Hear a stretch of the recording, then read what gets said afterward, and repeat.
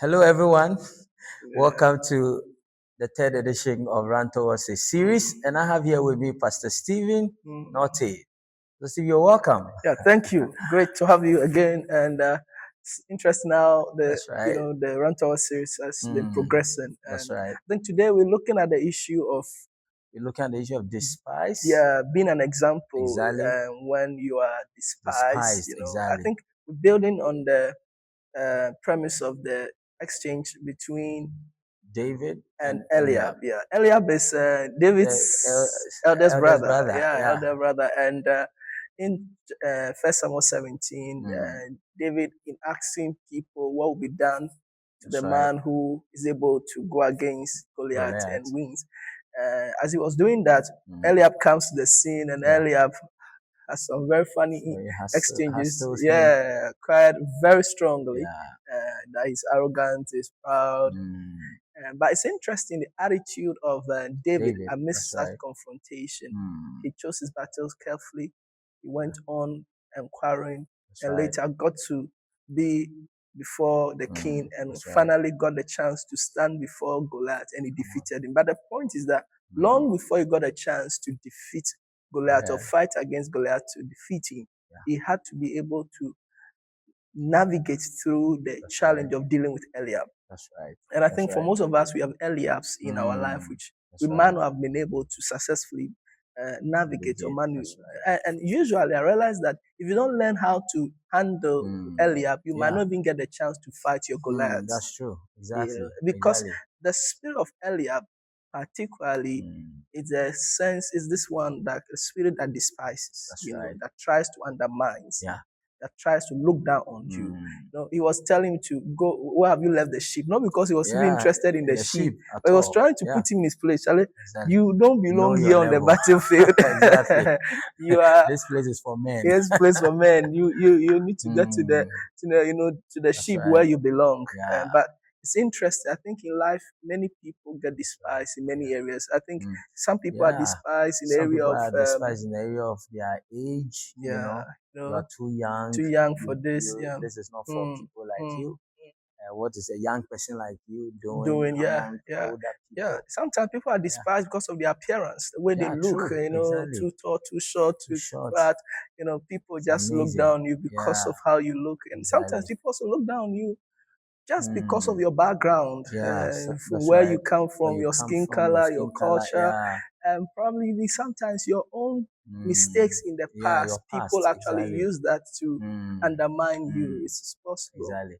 And even sometimes it's even how different you are. Your difference. The fact that you are unique, you look different. People want to look down on you. You don't behave like them, you don't talk like them, you don't do the things they do. People naturally want to despise. I think it's a kind of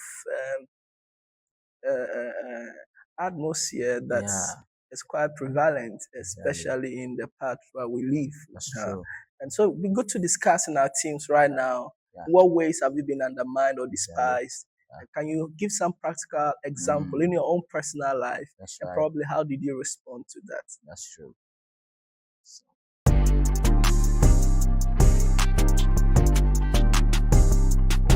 Just like David, it's very important to look at it because for some people, it's crippled their destiny and they do not even have the chance to face Goliath because they've not yet confronted. So I think that's really one of the key life skills that people need to learn because to a large extent, being despised seems to be part of the prevailing culture that we find ourselves in. So you need to master how to handle that. I think what is helpful is first understanding that your own private devotion with God helps a man to be solid rock in God. Solid in God. God is rock solid. I'm talking about true confidence is built as a result of your own personal dealings with God, intimacy with God. So it's really important. If you don't drive your confidence from that flow of engagement with God, becomes difficult in the face of despise. So the first thing is developing your private, devotion with God. And I actually like saying it this way: make histories with God. We're talking about things that you even do privately in secret that people don't even know. And those are secret things that you are doing as your response of obedience to the Lord. It's very key because they build confidence in you. That's right. But the other thing also about when you are despised, you actually handle it more so by preparing, developing key life skills. Right. In terms of your private preparation. And your private preparation, like David, Eliab will not know the things you've been doing in the wilderness in private. That you are killing bears. Come on, you are handling lions and all those things. So long before you stand before Goliath, you've been preparing at the background. And I think for some of us, one of the positive outlook that we should have when we are being despised is rather be challenged to prepare yourself the more. Build some skills, go back to school, learn a trade, learn and start the business, develop key competencies. Because you see, if you are very, very good at it, at a skill or at something, even if people don't like you, they can't ignore you. That's true. Yeah. So preparation and self-development is critical. And I think one last thing we can add is learning to celebrate private personal victories. What you cannot celebrate in private, you cannot demonstrate in public. I like that. Can you say that again? What you cannot celebrate in private, you cannot demonstrate in public. So good. So long before Goliath goes down, you know to know how to celebrate the win over the bear, the win over the lion. And in small ways, not even publicly, but in your private. Celebrate those wins. Encourage yourself with those things. Because if the little wins in private do not encourage you, the bigger wins in public might not either. That's right. So I think some of these three areas, when you can put them together, your private devotion with God, your personal preparation, and in the area of your personal celebration of private victories, are very crucial. That's right. And I agree with you, because then it looks like your personal or private preparation becomes your testimony. Exactly. So why you can face bigger challenges. Exactly. Because sometimes life will not offer you encouragement. That's true. People around you may not offer you encouragement because they don't have any narrative of you that they could stand on. So what you need to do is to draw inspiration from your inner world. And sometimes that inner inspiration comes from these three things. So good. Your devotion with God, your private preparation, and your private celebration. So good. We'll look at a few things to discuss, but just before we wrap up, sometimes people have the wrong heart in handling despise because they want to prove people wrong.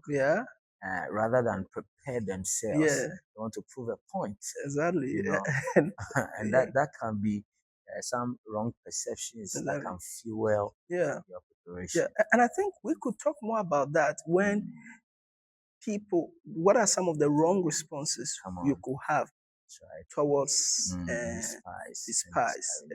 And one of those things is, the wrong attitude, getting angry, getting offended, and sometimes instead of taking proactive steps to develop yourself, you actually break down in discouragement, calling in inaction. Some of those things are critical to look at. So I think it would be great to pause now and just share stories about how you handled despise in the past, or how you're handling despise currently. That would be great to look at.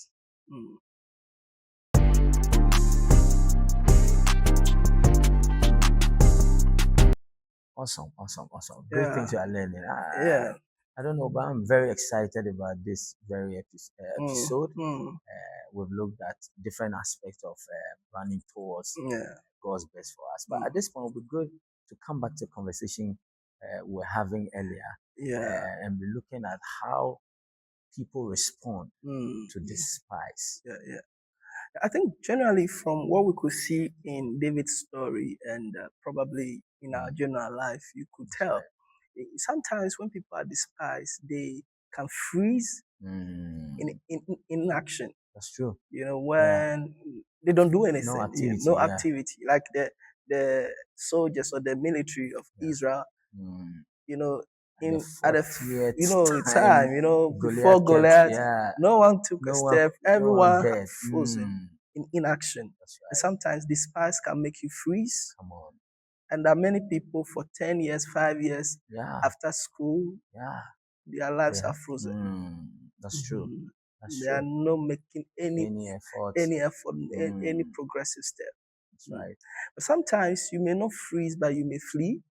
There are people who, in the face of the spies, they retreat. That's right. So, David could have taken an easier approach. I was asked to just bring food to my brothers. Look at what they are even doing. Let me just go mind my business. And in Ghana, I want to mind my own business. But sometimes would that response be the way to go? Because sometimes when we retreat, we miss our opportune moments, of victory. Come on. But I think the last approach is what David teaches us. In the face of the spies, learn to fight from victory. Come on. Learn to fight from victory. It's important to look at that phrase in that you fight from victory. Like, your private engagement with God, your preparation, all those things, has created an inner atmosphere of victory within you. It is that mindset with which you approach, the battles before you. And that's important. So he was so certain. You could tell in the way he addressed the king, he addressed, Goliath. He was so certain that victory is there. I'm just fighting and I'm going to express it out. Come on. Yeah. And I think usually when you are despised and you've done your private homework well on some of the things we mentioned earlier, your appropriate or your most appropriate response to despise is learning to fight from victory.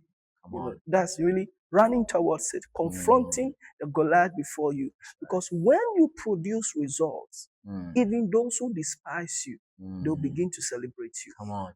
And the truth we said the other day is this: in the face of results, even critics can become imitators. Come on. You could see right after David, won that particular battle with Goliath. All the other Israelites who were for 40 days or so, they started cheering, but more importantly, they also started pursuing the Philistines. They started imitating the bold steps that David took. So I think for most of us, we probably need to make a decision. Are we fleeing? Are we freezing? Or are we fighting? I like that. So that's one thing. It's good to stop now and ask within your group, where in your life have you frozen? Where in your life are you fleeing? And what battle are you really fighting from victory? Come on. We're good to discuss this thing within our teams. And let's hear each other on this.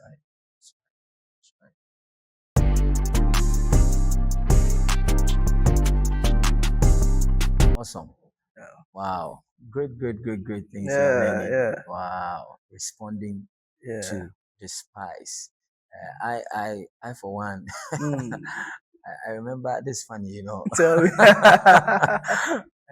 there was a relationship I was in before I married. Okay. I felt despised because my partner then had people in her association who were not comfortable with my appearance, with my height. I'm very tall. I know, right? And amazingly, I chose to flee.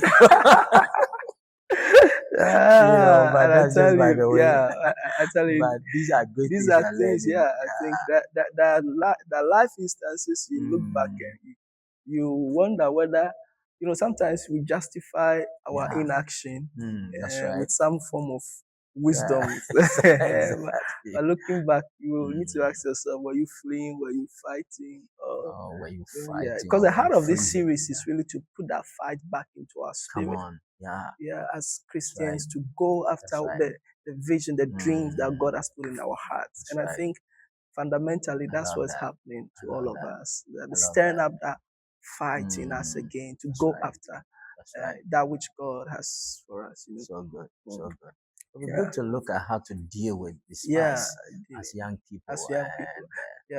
I think Paul actually addresses it very well, and I think he nails it within one verse. 1 Timothy 4 verse 12, Paul just nails it. He says, let no man despise that youth. He said, don't provide an occasion for people to despise. It didn't mean that people will not despise. But if you are handling despise well, what comes like a despise will not affect you that much. I like that. You know? So he said, don't provide an occasion. Let no man despise you because you are young. Come on. Then he continues, be an example. And so it's important to see how he put the two together. Let no man despise. Be an example. The response to being despised is to be an example. Wow. I love that. Can you just say that again? Yeah, the response to being despised is being an example. I love that. And that's what Apostle Paul, right from the scripture. When you are despised, your most appropriate response is to be an example. So it's not to be angry. It's not to be angry. It's not to be moody. That's right. It's not to call. No, be an example. It's not to fight back. No, yeah, because you see, usually people despise because they don't have a better narrative. Come on. There's no proper model. That's right. And usually we need to know as Christians that our lives are not only testimonies. Come on. It's also a template. I love that. Yeah, our lives are not only testimonies. Yeah, it's also a template. So people actually are mimicking and watching because many people don't have a positive narrative. They don't have any other narrative save the one they know. I love that. To despise things that doesn't look like them, doesn't behave like them, or doesn't come from their background. Right. So when you are despised, it's actually a good opportunity to set the right example. Great. To set the right example. And it's interesting, Apostle Paul was also very, very intentional in outlining the various areas you need to be intentional in when it comes to being an example. He talked about 5 things. First, he said your speech. Next, he said your conduct. Then he talked about your faith, your love, and your purity. These 5 areas are critical. How you talk, how you conduct yourself, the attitude, your love, how you show love when you are faced with situations of despise, and how you actively demonstrate faith in the face of being despised. And most importantly, how you keep your purity. Purity of heart, purity of mind, purity of body. Because for most people I've come across, I realize that when people are despised, they easily fall into depression, discouragement, and then they let their guards loose. They start getting into things that are not right, immoral, that are not good to even talk about. Because if you don't handle despise well, it creates a platform for all other negative emotions and negative actions. When you are despised, your most appropriate response is to be an example. So good. So good. When you are despised, your most appropriate response is to be an example, which means that despise can actually be a tool in the hand of the devil to destroy people. And it's important to develop appropriate response to it. And you actually can also turn that which was supposed to be a tool of distraction to become a weapon of construction, of your own development. And it depends on how you respond. And I think most people are not aware that people are watching the narrative, the model, the template we are setting by the way we handle ourselves. I think in some other spaces during church service, we gave several examples of how this look like in our life. It would be good to dive deeper among ourselves tonight to look at what are some of the right responses we can give in being an example, particularly in these areas: speech, conduct, your love, your faith, and purity. How can we practically demonstrate this in our day-to-day life? So good.